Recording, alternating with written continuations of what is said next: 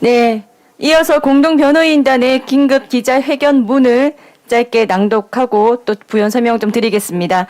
성북구청장 이승노는 장인 뉴타운 초기부터 이미 확정되어 있었던 서울시의 장인 뉴타운 재정비 촉진 계획 및 종교시설에 대한 지침 방안을 철저히 무시, 왜곡하고 정반대의 행정을 자행해왔다. 반문재인 투쟁과 애국운동의 선봉자인 본교회와 전광훈 목사를 무너뜨려 정치적 연명을 하기 위한 발로로 본교회 재개발에 개입하며 본교회 때문에 장애개발 지연과 주민 피해가 발생한다는 헛소리를 남발하고 있다. 본교회와 전혀 상관없는 장애 재개발 철거 작업으로 최근 수일 간격으로 총 2명의 인부가 사고를 당한 것이 사실인지 여부를 답하라. 인부의 참담한 사망사고를 시시하며 은폐한 사실이 있는지 밝혀라. 또한 어떤 이유로 전광훈 목사가 8.15 당시 코로나 확진 후 긴급 소재 파악 중이라는 기가 막힌 거짓 사실을 공표하여 언론과 대중을 속이고 전 목사의 재수감을 유도시켰는지 똑똑히 밝혀라.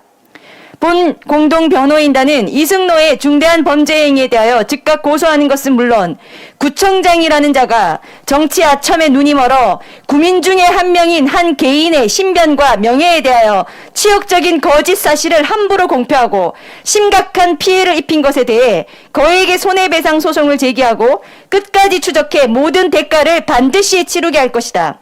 아울러 무능하기 짝이 없는 좌파 정치 구청장의 지긋지긋한 연명으로는 성북구의 발전도 불가능하므로 주민 소환을 위한 대대적인 서명 운동으로 온 구민들에게 그 실상을 알릴 것이다.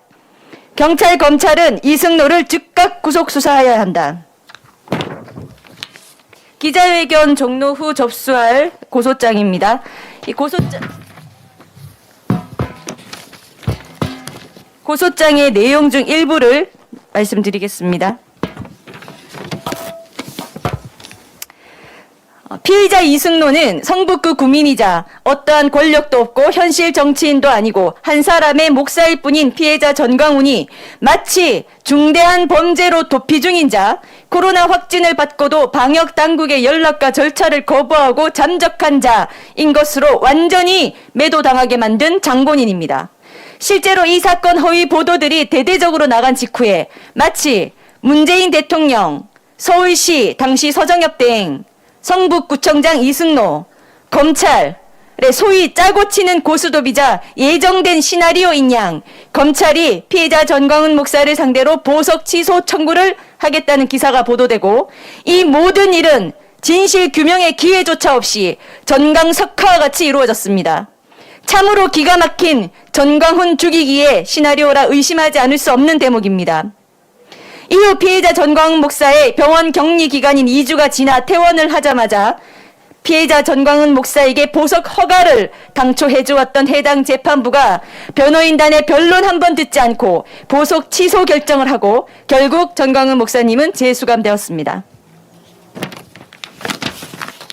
또한 어떻게 일국의 대통령이라는 자가 아동 살해범, 연쇄 살해범, 폭력 범죄 단체 등과는 비교도 안 되는 일을 가지고 마치 기다렸다는 듯이 한 사람의 국민을 수차례 직접 언급하며 전광훈 죽이기와 전광훈을 마녀로 몰아가자고 사실상 온 국민 앞에 선포하고 권력의 모든 하수인들에게 하명 아닌 하명을 하는 짓을 할 수가 있는지 현재 이 정부 권력의 밑바닥 수준을 여실히 드러내는 것이었습니다.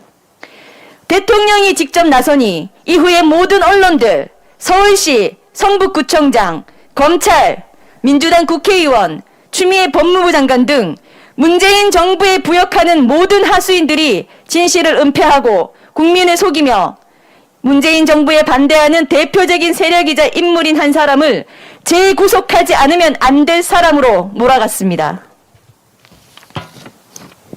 이와 같이 성북구청장이라는 지위에 있는 자가 한 사람의 국민을 상대로 오직 정치적 반대파 또는 최고 권력이 죽이라고 지목한 사람이라는 이유로 완전히 파렴치한 인간으로 거짓 매도해 그의 인격을 말살하는 짓을 하고도 이후 단 한 번도 대언론 공식 성명도 내지 아니하고 정정하지 아니하고 피해자 전광훈 목사에게 사과 한 번 하지 않았습니다.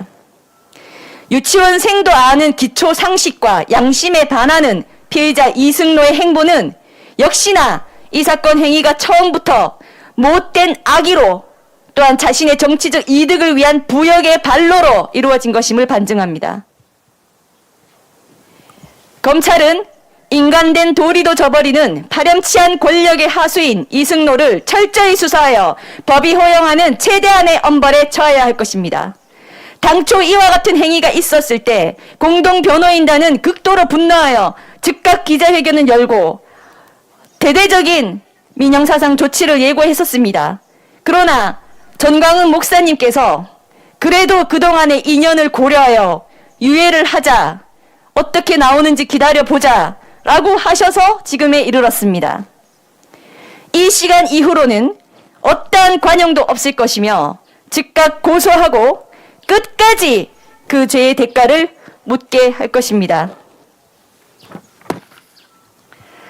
이상 오늘 기자회견을 전부 마치겠습니다. 오늘도 취재해 주신 분들께 모두 감사드립니다.